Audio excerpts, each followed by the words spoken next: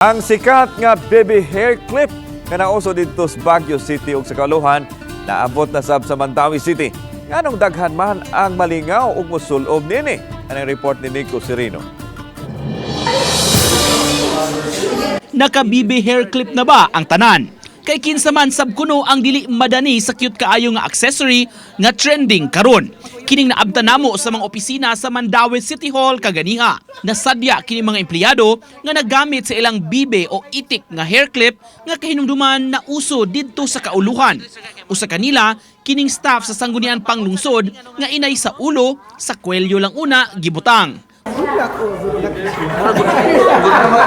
Tag 50 pesos ang baligya sa mga makalingaw nga hair clips. Ang namaligya niini miangkong mupalit ra unta gamay para sa iyang pamilya apan nalingaw naman hinuon niini. Niingon na ra pa kong nana.